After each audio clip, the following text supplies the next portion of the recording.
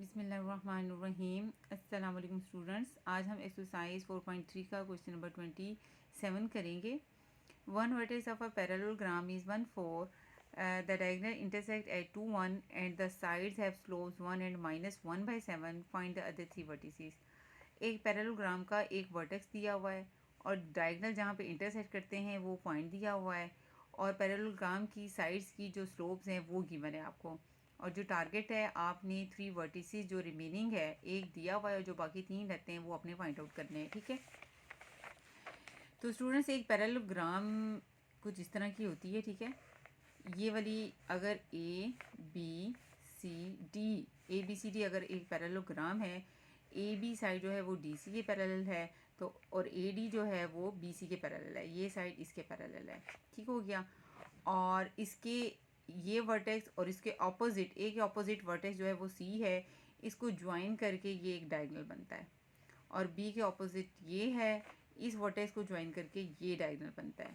तो जहाँ पे डायगोनल मीट करते हैं वो पॉइंट भी दिया हुआ है। एक तो वन वर्टेक्स दिया हुआ है, उसको मैंने ए का नाम दिया और उसके कोऑर्डिनेट्स है 1 और 4। जो रिमेनिंग है वो हमारे टारगेट हैं, वो हमने फाइंड आउट करने हैं। ठीक है, इसको मैं x1 और y1 का नाम दे देती हूँ, x2 y2 x3 और y3। ठीक है, वन वर्टेक्स दिया हुआ है और 3 वर्टिसेस जो हैं वो फाइंड आउट करने हैं। The diagonal intersect at 2 1। Diagonal जहाँ पे एक दूसरे को इंटरसेक्ट करते हैं वो पॉइंट भी गिवन है, जिसको मैं ई का नाम दे देती हूँ और उसके कोऑर्डिनेट्स है 2 और 1। स्टूडेंट्स यहाँ पे ये पॉइंट नोट कर लें कि डायगोनल जहाँ पर इंटरसेक्ट करते हैं उसे मिड पॉइंट भी कहते हैं। ठीक है, तो ई जो है हमारा ए सी डायगोनल का भी मिड पॉइंट है, ई जो है वो हमारा बी डी डायगोनल का भी मिड पॉइंट है। ठीक हो गया। उसके बाद उसने दिया हुआ है and the sides have slopes 1 and -1/7। यानी ये जो साइड है ना, इसकी जो स्लोप्स भी गिवन है। अगर ए डी है, इसको इसकी स्लोप को m1 का नाम दे दें, जो कि इसके इक्वल है 1। ठीक है, ये वाली साइड की इसके इक्वल है 1। अगर ये 1 है तो ये जो साइड है ये इसके पैरेलल है, इसकी स्लोप भी क्या होगी, 1 होगी। और दूसरी जो स्लोप गिवन है साइड की वो है -1/7। तो अगर इसको इसकी स्लोप को m2 का नाम दूँ तो दूसरी स्लोप जो है वो -1/7 के इक्वल है। तो ए बी साइड जो है डी सी के पैरेलल है, तो जो ए बी की स्लोप होगी तो वो डी सी की भी वही स्लोप होगी, इसलिए साइड की भी स्लोप जो होगी -1/7 होगी। हम ये रिजल्ट पढ़ चुके हैं। अगर दो लाइंस आपस में पैरेलल हैं तो उनकी स्लोप्स इक्वल होती हैं। तो इस वजह से इस कंडीशन को रख कर, यानी ए डी और बी सी पैरेलल है तो इन दोनों की स्लोप सेम होगी, ए बी और डी सी पैरेलल है तो दोनों की स्लोप्स क्या होंगी, सेम होंगी। अब एक ये मिड पॉइंट वाली कंडीशन गिवन है, एक 1 वर्टेक्स दिया हुआ है और ये स्लोप्स गिवन है। इन कंडीशंस गिवन कंडीशन को यूज़ करके मैंने बी सी और डी जो ये वर्टिसेस है ये मैंने फाइंड आउट करने हैं। ओके, तो देख लेते हैं। ये देखें स्टूडेंट्स, अब इतना तो हमें पता चल गया कि हमें क्या कुछ गिवन है। हमें एक ए वर्टेक्स गिवन है और जहाँ पे डायगोनल इंटरसेक्ट करते हैं जो कि मिड पॉइंट है, ए सी डायगोनल का मिड पॉइंट भी पता है हमें, और स्लोप्स का भी पता चल गया, साइड की स्लोप है हमारे पास। ठीक है, और जो टारगेट है वो हमारा बी सी डी है, इसके कोऑर्डिनेट्स फाइंड आउट करने हैं। एज ई जो है हमारा मिड पॉइंट है ए सी का, लेट 1 4 जो है वो गिवन वर्टेक्स है, बी सी डी जो है वो हमारे रिक्वायर्ड वर्टिसेस हैं जो हमने फाइंड आउट करने हैं। ठीक है, सिंस यहाँ पे ये जो ई है, जहाँ मैं आपको बता चुकी हूँ वो क्या है, मिड पॉइंट है किसका, ए सी का। सिर्फ ए सी का नहीं है, वो बी डी का भी है मिड पॉइंट, लेकिन ए सी का मैं इसलिए यहाँ पे यूज़ करने लगी हूँ क्योंकि यहाँ पे जैसे ए सी है, इसमें 1 2 3 हमारे पास 3 ये पॉइंट्स हैं, जिसमें से 2 पॉइंट गिवन है और एक अननोन है, यानी ये हम फाइंड आउट कर सकते हैं इन दोनों की मदद से। और अगर मैं ये वाला डायगोनल ले लूँ, डी ई और बी, इसमें 2 अननाउन है और एक नाउन है, इनकी मदद से मैं ये फाइंड आउट नहीं कर सकती ये इस डायगोनल की मदद से बी डी, इसलिए मैंने ए सी डायगोनल यूज़ करना है। ठीक है, तो मिड पॉइंट का फार्मूला हम पढ़ चुके हैं। अगर मिड पॉइंट के कोऑर्डिनेट्स x और y हैं तो उसका फार्मूला है x1 plus x2 divided by 2, y1 plus y2 divided by 2। Okay, तो यहाँ पे मिड पॉइंट के कोऑर्डिनेट्स हमें गिवन है 2 और 1। ठीक है, अब यहाँ पे जो मिड पॉइंट है वो हमारे पास ई पॉइंट है। ठीक है, जिसके कोऑर्डिनेट्स क्या हैं, 2 और 1। और ये फार्मूला लगा दें x1 प्लस x2। ये a जो है ये x1 और x2 हो गए, a के जो कोऑर्डिनेट्स हैं तो वो x1 y1 होगा, और जो c के कोऑर्डिनेट्स हैं वो हमारे पास x2 y2 होंगे। ठीक है, तो ये क्या बनेगा 1 प्लस x2 डिवाइडेड बाई 2।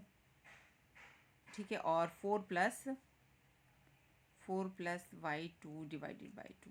ठीक है, इस तरह ये फार्मूला बन गया मिड पॉइंट का।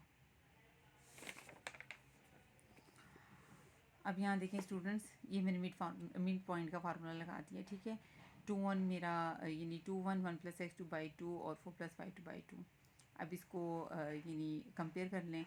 2 इधर एक्स कोऑर्डिनेट जो है वो 2 है, इधर एक्स कोऑर्डिनेट क्या है, जैसे एक्स और वाई होता है ना उस तरह। 2 इधर एक्स कोऑर्डिनेट 2 है और इधर क्या है 1 प्लस x2 बाई 2 है। वाई कोऑर्डिनेट इधर 1 है और इधर क्या कोऑर्डिनेट है 4 प्लस y2 बाई 2। ठीक है, और इसको क्रॉस मल्टीप्लाई करते हैं। 2 2 ज़ा 4 आ जाएगा और 2 के नीचे 1 है, 1 प्लस x2 जो है 1 से मल्टीप्लाई होकर 1 प्लस x2 आ जाएगा। x2 is equal to 4 minus 1 कितना आ जाएगा 3 आ जाएगा। यहाँ पे देखें इसको भी क्रॉस मल्टीप्लाई करके 2 1 ज़ा 2 होगा और 4 प्लस y2 जो है 1 के साथ 1 के नीचे 1 है, मल्टीप्लाई होगा तो सेम आ जाएगा। y2 जो है 4 उधर जाके माइनस हो जाएगा, -2 आ जाएगा। तो x2 y2 के कोऑर्डिनेट्स आ गए हैं हमारे पास। x2 जो है वो 3 है और y2 जो है वो -2 है।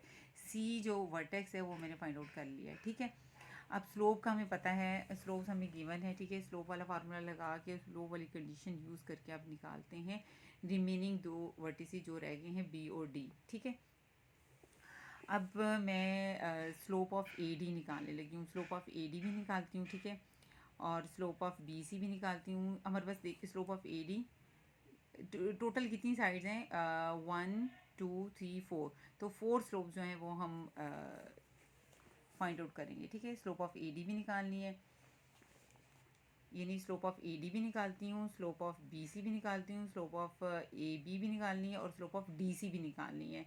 ठीक है, तो 4 इक्वेशंस बन जाएंगी जिनको आपस में सोल्व करके जो 2 वर्टिसेस हैं, ठीक है ना, वो हम फाइंड आउट कर लेंगे। तो स्लोप ऑफ AD, ठीक है, A के कोऑर्डिनेट्स x1 y1 होंगे और जो D के कोऑर्डिनेट होंगे वो x2 y2 होंगे। स्लोप का फार्मूला हमें पता है y2 minus y1 bye x2 minus x1। अब AD पे लगाना है ये फार्मूला। अब ये देखें, ये AD पे लगाएं स्लोप का फार्मूला, तो y3 माइनस 4 होगा और x3 माइनस 1 होगा। ठीक है, और स्लोप ऑफ AD जो है वो मुझे पता है, AD की जो स्लोप है वो किसके इक्वल है 1 के इक्वल है, तो 1 मैंने लगा दिया। ठीक है, अब इसको भी क्रॉस मल्टीप्लाई करें। x3 माइनस 1 1 से मल्टीप्लाई होगा तो यही आ जाएगा। 1 के नीचे भी 1 है तो y3 माइनस 4 1 से मल्टीप्लाई होगा तो y3 माइनस 4 हो जाएगा। तो y3 इधर आके क्या हो जाएगा -4 इधर आके प्लस हो जाएगा तो +3 हो जाएगा। ये इक्वेशन 1 बन गई। ठीक है, AD की स्लोप निकल आई। इसी तरह स्लोप ऑफ BC निकाली है। B के कोऑर्डिनेट x1 y1 होंगे, C के कोऑर्डिनेट x2 y2 होंगे, तो इस पर भी स्लोप वाला फार्मूला लगा दें। ठीक है, स्लोप वाला फार्मूला हम पढ़ चुके हैं y2 माइनस y1 बटा x2 माइनस x1। तो BC पे लगाएं तो क्या होगा y2 माइनस y1। अब इसमें से C के कोऑर्डिनेट्स का हमें पता है, C हमने फाइंड आउट कर लिया है। ठीक है, C के कोऑर्डिनेट्स अभी निकाले हैं। C के कोऑर्डिनेट्स हैं 3 और -2। ठीक है, तो C के कोऑर्डिनेट्स हैं 3 और -2 फाइंड आउट कर लिए हैं। ठीक है, तो BC की स्लोप जब निकालेंगे तो क्या होगा -2 minus y1 divided by 3 minus x1। ठीक है, और स्लोप ऑफ BC जो है गिवन है वो 1 के इक्वल है। ठीक है, इनको भी क्रॉस मल्टीप्लाई करके सिंप्लीफाई करके ये एक इक्वेशन बन जाएगी। ठीक है, ये हमारी इक्वेशन 1 और इक्वेशन 2 बन गई है। इसी तरह स्लोप ऑफ AB भी और स्लोप ऑफ DC भी निकाल देनी है। ये इक्वेशन नंबर 3 और ये इक्वेशन नंबर 4 बन जाएगी। ठीक है, अब ये देख लें x3 y3 जो है वो इक्वेशन 4 में इन्वॉल्व है और x1 y1 जो है वो इक्वेशन 3 में इन्वॉल्व है। तो आपने क्या करना है 1 को और 4 को आपस में सॉल्व करना है और इक्वेशन 2 को और इक्वेशन 3 को आपस में सॉल्व करना है। ठीक है, 2 और 3 को सॉल्व करके x1 y1 की वैल्यू निकलेगी। ठीक है, यानी B वर्टेक्स आ जाएगा और 1 और 4 को आपस में सॉल्व करके x3 और y3 निकलेगा। ठीक है, कैसे सॉल्व करनी है देखें, x3 और x3 सेम है। ठीक है, तो इसको आपस में माइनस करेंगे। इक्वेशन 1 माइनस एक्स इक्वेशन 4, ये देखें इक्वेशन 1 माइनस इक्वेशन 4 की है। ये देखें आपके पास y3 की वैल्यू -1 आ जाती है। तो इसको इक्वेशन 1 में ही आपने पुट कर देनी है, ठीक है। उसमें इक्वेशन 1 में पुट करके आपके पास x3 आ गया, तो d कोऑर्डिनेट जो है x3 y3 आपके पास आ गया, वो -4 और -1 आ गया, ठीक है। इसी तरह ये देखें, ये x1 -y1 है, यहाँ ये x1 सेम है, इसको भी इक्वेशन 2 माइनस इक्वेशन 3 करनी है, ठीक है। ये देखें, इक्वेशन 2 माइनस इक्वेशन 3 की है, आपके पास y1 आ गया 3, इसको इक्वेशन नंबर 2 में पुट कर दें, आपके पास आ जाएगा x1 की वैल्यू 8, तो b कोऑर्डिनेट x1 y1 आ गया 8 और 3। तो आपके सारे जो वर्टिसेस रिमेनिंग थे, c मैंने पहले निकाल लिया और अब b और d भी निकल आया। ये हमारे पास गिवन था, 4 वर्टिसेस जो एक पैरेललोग्राम के, अब वो कंप्लीट हो गए हैं। एक्सरसाइज 4.3 का क्वेश्चन नंबर 30 है। Find the distance from the point P6 -1 to the line 6x - 4y + 9 = 0। हमने डिस्टेंस निकालना है इस पॉइंट से इस लाइन तक का। तो स्टूडेंट्स इसके लिए ज़रा ये रिज़ल्ट देख लें आप कि ये कोई पॉइंट है P, x1 और y1, और ये कोई भी लाइन है जो है ax जमा by जमा c = 0, ठीक है। ये कोई लाइन है, ये लाइन है, और ये कोई पॉइंट है P(x1, y1)। तो इस पॉइंट से लेके इस लाइन तक का जो हमने डिस्टेंस निकालना है, ये जो परपेंडिकुलर डिस्टेंस है, क्योंकि ये राइट एंगल बनाता है 90 डिग्री, इसको मैं d का नाम दे देती हूँ, ठीक है।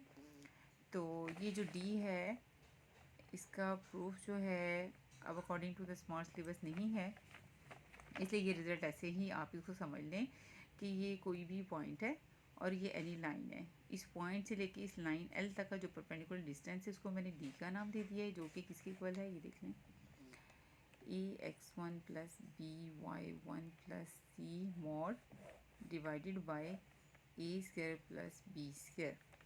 x1 y1 जो है वो ये पॉइंट्स यूज़ हुए हैं P पॉइंट के, और ए बी सी जो है ये x का कोएफिशिएंट a, y इस लाइन का, x का कोएफिशिएंट a, y का कोएफिशिएंट b और कांस्टेंट वैल्यू यूज़ हुई है। तो देखते हैं इसकी तरफ, देखिए ये देखिए क्वेश्चन नंबर 30 है आपका। Find the distance from the point P, जैसे अब x1 y1, ये आपको x1 y1 की वैल्यू दे दी है, ठीक है, 6 और -1 टू द लाइन, और ये लाइन बिल्कुल उसी तरह की जो मैंने आपको बताया था, ax + by + c = 0।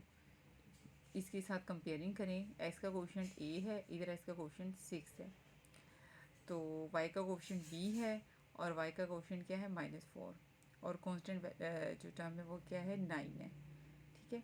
और x1 आपके पास 6 है और y1 की जो वैल्यू है वो -1 है। डिस्टेंस फार्मूला मैं आपको बता चुकी हूँ।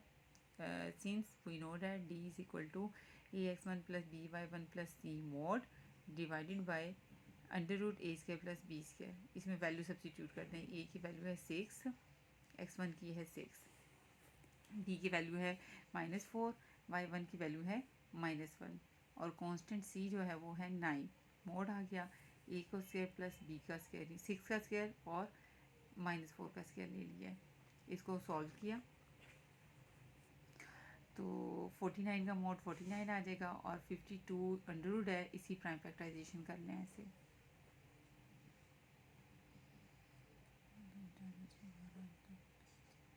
ठीक है।